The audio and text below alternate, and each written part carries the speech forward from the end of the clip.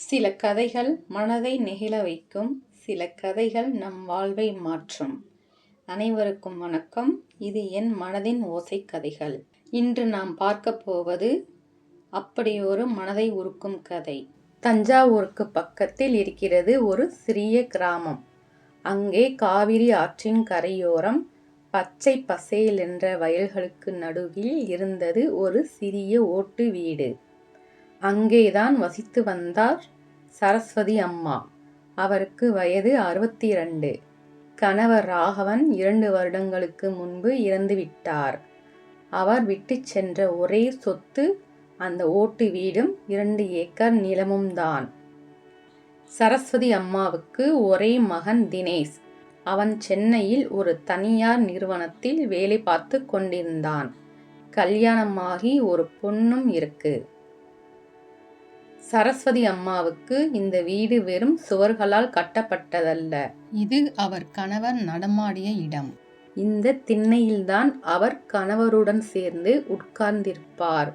இங்கேதான் அவர் மகன் தினேஷ் சிறுவனாக இருந்தபோது விளையாடி கொண்டிருப்பான். ஒவ்வொரு ஞாபகமும் அவருக்கு நினைவுகளின் பொக்கிஷம். ஒரு நாள் அதிகாலையில் சரஸ்வதி அம்மா வழக்கம் போல மாட்டுத் தொழுவத்தில் பால் கறந்து கொண்டிருந்தார். அப்போது தூரத்தில் ஒரு கார் சத்தம் கேட்டு திரும்பினார். அது அவருக்கு நன்கு பரிச்சயமான கார். மகன் தினேஷின் கார்.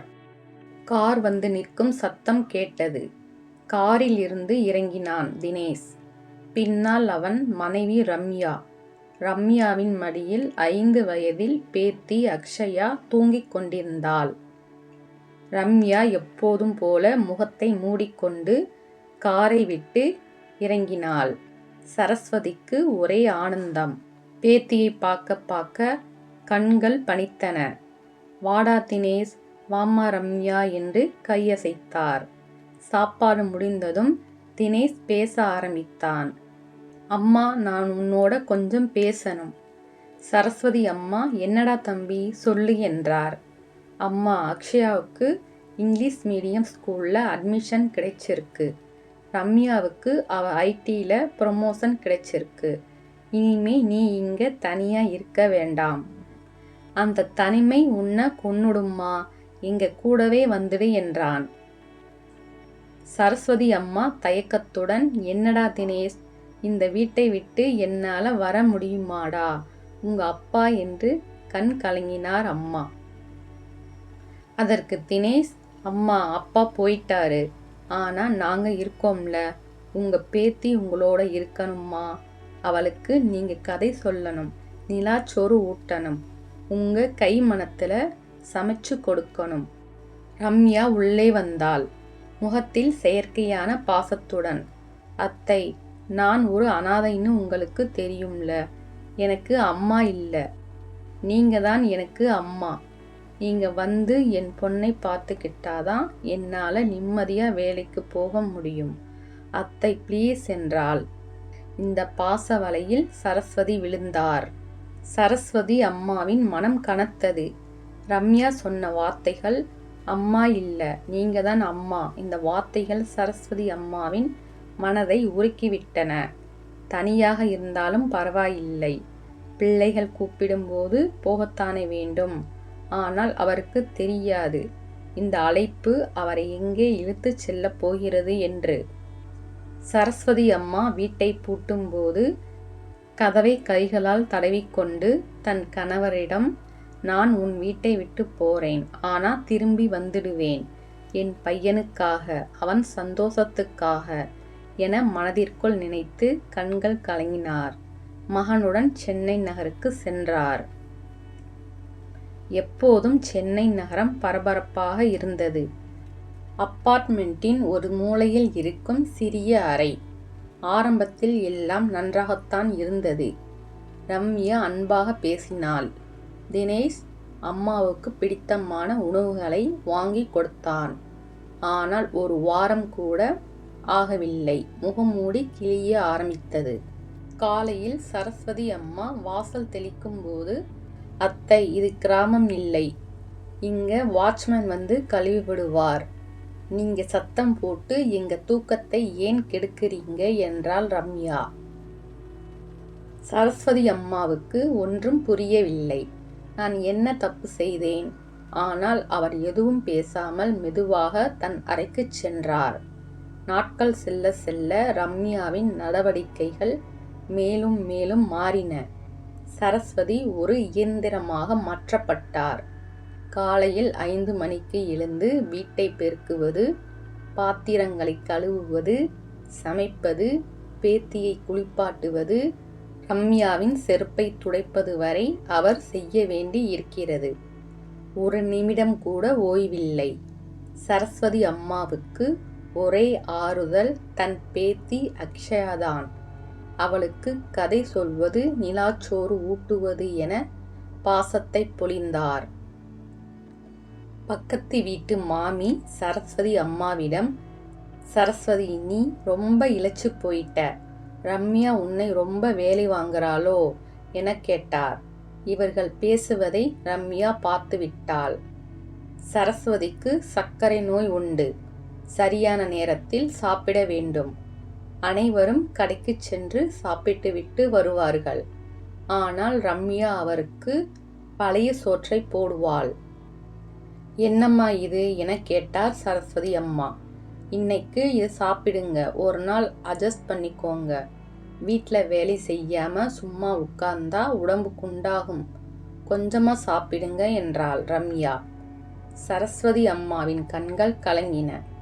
அவர் அமைதியாக சாப்பிட்டுவிட்டு சென்றார். ஒரு நாள் நள்ளிரவு சரஸ்வதி அம்மாவுக்கு தூக்கம் வரவில்லை. தண்ணீர் குடிக்க எழுந்தார். அப்போது ரம்யாவும் தினேஷும் பேசுவது கேட்டது. அப்போது ரம்யாவுக்கு ஃபோன் வந்தது. அவள் தோழி ஃபோனில் பேசிக்கொண்டிருந்தாள். அவள் நினைக்கவில்லை சரஸ்வதி அம்மா வெளியே நின்று கேட்டுக்கொண்டிருக்கிறார் என்று. ரம்யா சிரித்துக்கொண்டே ஃபோனில், ஆமாம்மா, இவங்களை வர வச்சது எவ்வளோ வசதியா போச்சு தெரியுமா? வேலைக்காரிக்கு கொடுக்க வேண்டிய 8000 ரூபாய் மிச்சம். குழந்தைக்கும் ஒரு செக்யூரிட்டி. ஆனா இவங்க முகத்தை பார்த்தாலே எனக்கு பிடிக்கல. எப்படியோ வேலையை வாங்கிட்டு இருக்கேன் என்று பேசிக்கொண்டிருந்தாள். இதை கேட்ட சரஸ்வதி அம்மாவின் கையில் இருந்த டம்ளர் கீழே விழுந்தது. ரம்யா திரும்பி பார்த்தாள். என்ன அத்தை, இங்கே நின்று ஒட்டு கேட்டுட்டு இருக்கீங்களா? என்ன வேவு பார்க்குறீங்களா என்றாள். சரஸ்வதி அம்மாவுக்கு வார்த்தைகள் வரவில்லை. அவர் அறைக்குள் ஓடிச் சென்று கதவை சாத்திக் கொண்டார். அன்று இரவு முழுவதும் அவர் தூங்கவில்லை. நம்ம இரத்தமே நம்மளை வேலைக்காரியா நினைக்குதே. நமக்காக சமைக்கும் கைகள் இப்போ அவங்களுக்காக பரிமாறுது. இதுவும் சரிதான். ஆனால் நம்ம உயிரையே மதிக்க மாட்டேங்கிறாங்களே. மறுநாள் காலையில் ரம்யா கத்தும் குரல் கேட்டது. ரம்யாவின் நகை ஒன்று காணாமல் போனது. ஆனால் அது உண்மையில் காணாமல் போகவில்லை. ரம்யா வேண்டுமென்றே அதை ஒளித்து வைத்து நாடகமாடினாள். ரம்யா கத்திக்கொண்டே, என் நகை எங்கே? 2 லட்சம் ரூபாய் நகை. தினேஷ், உன் அம்மாதான் எடுத்திருப்பாங்க. கிராமத்துல வீட்டுக்கு பெயிண்ட் அடிக்கணுமாமே, அதுக்காக என் நகையை திருடி வித்திருப்பாங்க என்றாள். சரஸ்வதி அம்மா அதிர்ச்சியுடன், என்னம்மா சொல்ற? நானா உன் நகை எடுப்பேன்? நான் உன் நகையை தொடக்கூட மாட்டேனேம்மா என மாமியார் அழுதார். தினேஷ் உள்ளே வந்தான். தினேஷ், என்ன நடக்குது என்றான். தினேஷ் வந்து ரம்யாவை தட்டி கேட்பான் என சரஸ்வதி அம்மா நினைத்தார். ஆனால் தினேஷ், அம்மா, ரம்யா பொய் சொல்ல மாட்டா. நீ ஏன் இப்படி பண்ணின? எடுத்திருந்தா கொடுத்துடு என்றான். பெத்த மகனை தன்னை திருடி என சொன்னதும் சரஸ்வதிக்கு இதயம் நின்று துடிப்பது போல் இருந்தது. நான் உன் நகையை எடுக்கவில்லை என்று அழுதார். பிச்சைக்காரி மாதிரி வந்து எங்க வீட்டில் ஒட்டிக்கிட்டு இப்ப என் நகையையும் திருடிட்டு இப்போ இல்லைங்கிறீங்க என்றாள் ரம்யா. ரம்யா தினேஷிடம், கேட்டுக்கோ, உன் அம்மா என் நகையை திருடிட்டாங்க, போலீஸ்ல சொல்லணும் என்றாள். சரஸ்வதி அம்மா தினேஷை பார்த்து, தினேஷ், நான் இல்லைடா. என்னை பற்றி தெரியாதா உனக்கு? நான் பொய் சொல்ல மாட்டேனேடா.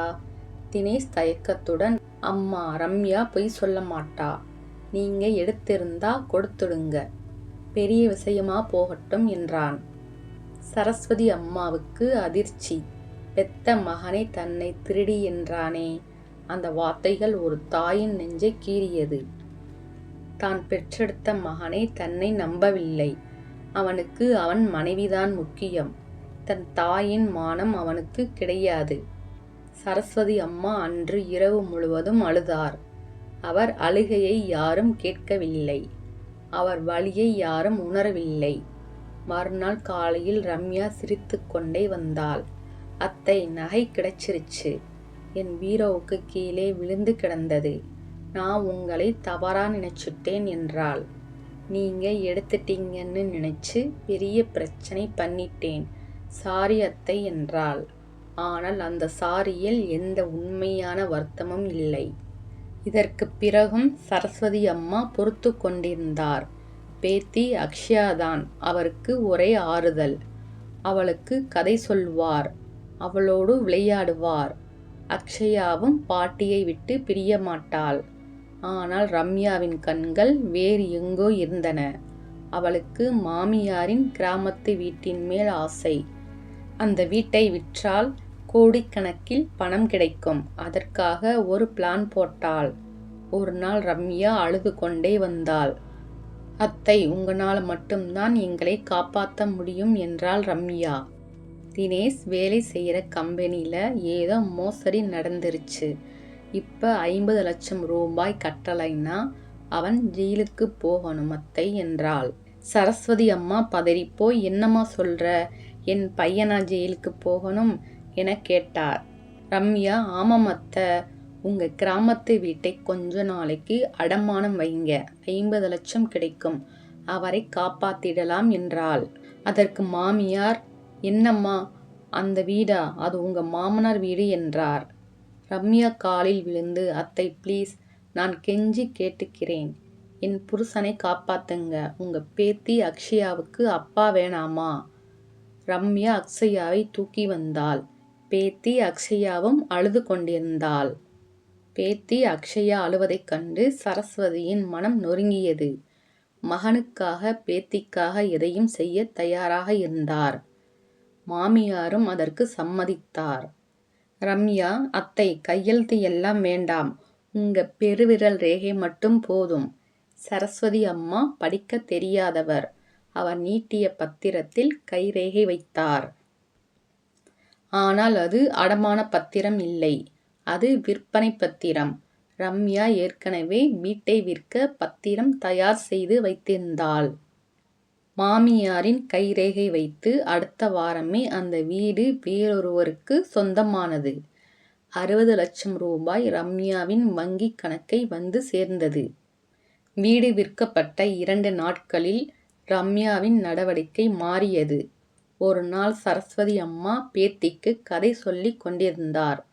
அப்போது ரம்யா வந்தாள். அத்தை, உங்களுக்கு இங்கு என்ன வேலை? நேரம் ஆயிடுச்சு, போய் சமைக்க கிளம்புங்க என்றாள். அதற்கு சரஸ்வதி அம்மா, இன்னைக்கு எனக்கு உடம்பு சரியில்லம்மா, கொஞ்சம் ஓய்வெடுக்கணும் என்றார்.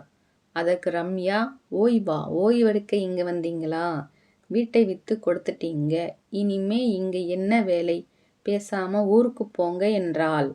சரஸ்வதி அம்மா அதிர்ச்சியுடன், என்னம்மா சொல்ற?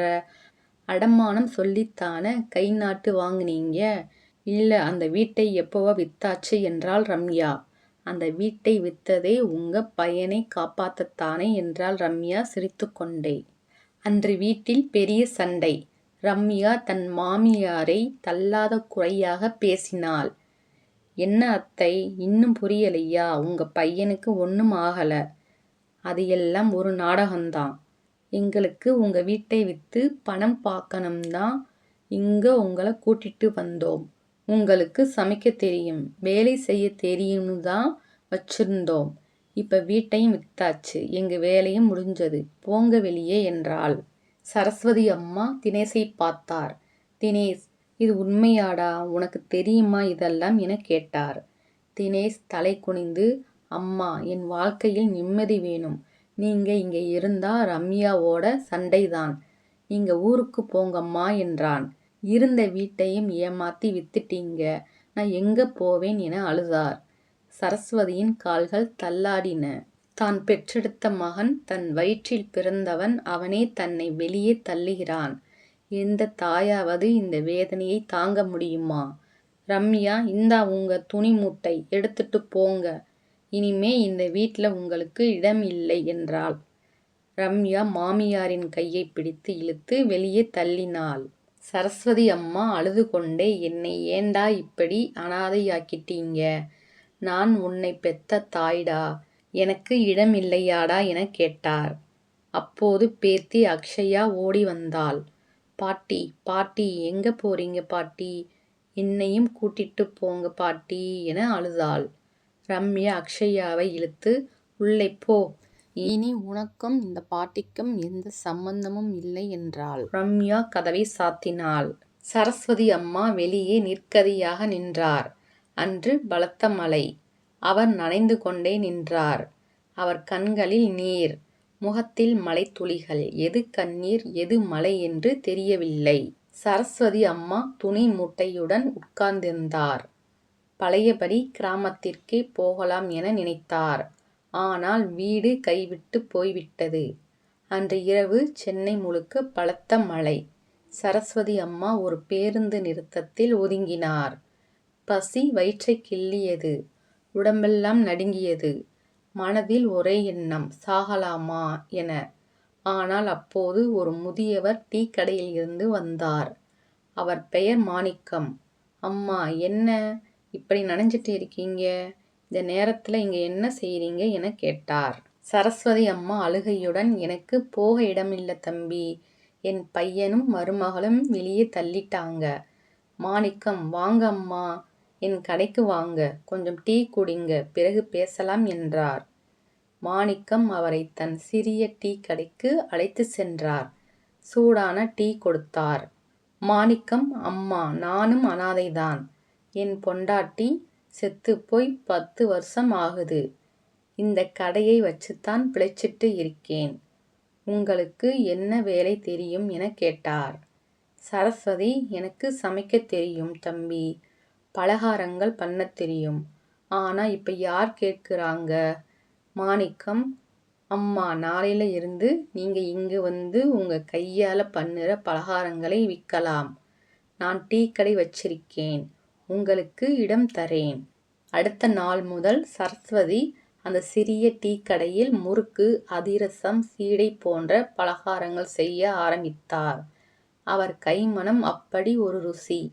ஒரு வாரத்தில் அந்த ஏரியா முழுக்க பரவியது. ஒரு நாள் அங்கு வந்தார் ஒரு இளைஞர்.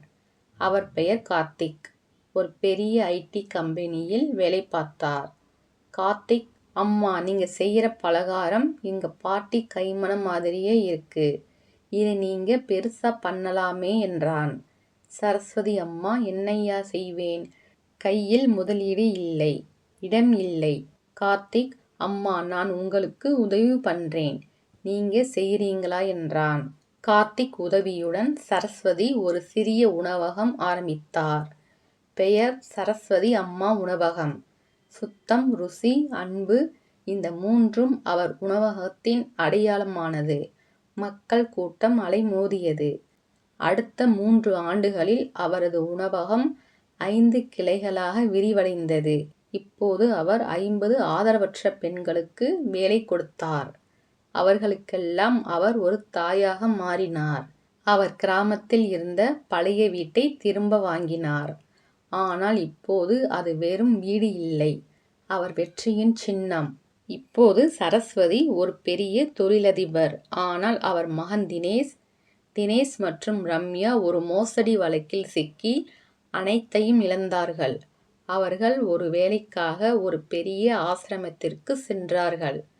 அவன் வேலையை இழந்தான். ரம்யாவின் ஆடம்பர செலவுகளால் அவர்கள் கடனாளி ஆனார்கள். வீட்டை சப்தி செய்து விட்டார்கள். இப்போது அவர்கள் தெருவில் நிற்க வேண்டிய சூழ்நிலை வந்தது. ஒரு நாள் அவர்கள் ஒரு உணவகத்தில் வேலை தேடி சென்றார்கள். அங்கு பெரிய போர்டு இருந்தது, சரஸ்வதி குரூப் ஆஃப் ஹோட்டல்ஸ். உள்ளே நுழைந்தார்கள். அங்கே பட்டுப்புடவையில், நெற்றியில் பெரிய குங்குமத்துடன் சரஸ்வதி கம்பீரமாக அமர்ந்திருந்தார். தினேஷ் ஓடி வந்து காலில் விழுந்தான். அம்மா, என்னை மன்னிச்சிடுமா, நான் தப்பு பண்ணிட்டேன், நீ இல்லாம என் வாழ்க்கையே இல்லம்மா என்றான். ரம்யா அழுது கொண்டே, அத்தை, எங்களை மன்னிச்சிடுங்க, நாங்க உங்களை வெளியே தள்ளினோம், இப்ப நாங்க தான் தெருவுல நிக்கிறோம், எங்களுக்கு தங்க இடம் கொடுங்க அத்தை என்றாள். சரஸ்வதி அம்மா அமைதியாக பார்த்தார். அவர் கண்களில் கோபம் இல்லை, வெறுப்பும் இல்லை, ஆனால் பழைய அன்பும் இல்லை.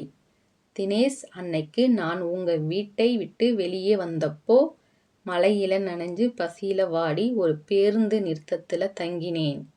அன்னைக்கு யாரும் எனக்கு இடம் கொடுக்கல. ஆனா இன்னைக்கு நான் 50 குடும்பங்களுக்கு இடம் கொடுத்திருக்கேன். அத்தை, நாங்க தப்பு பண்ணிட்டோம், இனிமே உங்களை அம்மா மாதிரி பார்த்துக்கிறோம் என்றாள் ரம்யா. ரம்யா, அன்னைக்கு நீ என் கையை பிடிச்சு தள்ளினப்போ நான் உடைஞ்சு போயிருப்பேன்னு நினைச்சியா? இல்ல, அந்த தள்ளுதான் என்னை ஓட வச்சது. நான் இன்னைக்கு இருக்கிற இடத்துல இருக்கிறதுக்கு காரணமே நீதான். உன்னை நான் மன்னிக்கணுமா? மன்னிக்கிறேன், ஆனா உன்னை என் வீட்டுக்கு வர சொல்ல மாட்டேன். அப்புறம் என் பேத்தி அக்ஷயாவை படிக்க வைக்கிற பொறுப்பை நான் ஏத்துக்கிறேன். ஆனா அவளோட அப்பா அம்மாவா நீங்க என்கிட்ட வராதீங்க. தினேஷ் அதிர்ச்சியுடன், அம்மா, அப்படி சொல்லாதம்மா, நாங்க என்ன பண்ணுவோம் என்றான். அதற்கு சரஸ்வதி அம்மா, என் ஹோட்டல்ல வேலை காலியா இருக்கு, சமையல்காரர்கள் தேவை, நீங்க 2 பேரும் அங்க சேரலாம், உழைச்சு சாப்பிடுங்க, ஆனா இனிமே நீங்க என் குடும்பம் இல்ல என்று கூறிவிட்டு சரஸ்வதி அம்மா எழுந்து சென்றார். ரம்யா அழுது கொண்டே, அத்தை, ப்ளீஸ் எங்களை மன்னிச்சிடுங்க. சரஸ்வதி அம்மா திரும்பி பார்த்து, நான் மன்னிச்சாச்சு, ஆனா மறக்கல, அந்த வலி இன்னும் என் நெஞ்சில இருக்கு, உழைச்சு வாழ கத்துக்கோங்க, அப்புறம் ஒரு நாள் என்னை பார்க்க வாங்க. சரஸ்வதி அம்மா தன் சொகுசு காரில் ஏறிச் சென்றார். தினேஷும் ரம்யாவும் தலை குனிந்து நின்றார்கள். சரஸ்வதி அம்மாளின் கதை இது. ஒரு தாயின் தியாகம், பிள்ளைகளின் துரோகம், கடைசியில் தன் மானத்தை நிலைநாட்டிய ஒரு பெண்ணின் வெற்றி கதை. வாழ்க்கையில் யாரும் நம்மை வீழ்த்த முடியாது, நாம் மட்டுமே நம்மை வீழ்த்த முடியும். சரஸ்வதி அம்மாள் வீழ்ந்தார், ஆனால் மீண்டும் எழுந்தார், அதுவும் இன்னும் உயரமாக. இந்த கதையை பார்த்த பிறகு உங்களை சுற்றி ஏதேனும் சரஸ்வதி அம்மாள் இருந்தால் அவர்களை கொஞ்சம் அன்பாக நடத்துங்க, அவர்களுக்கு கொஞ்சம் நேரம் ஒதுக்குங்க. ஏனென்றால் அவர்கள் உங்களுக்காக செய்த தியாகங்களுக்கு ஈடு இணை உலகத்தில் எதுவும் இல்லை.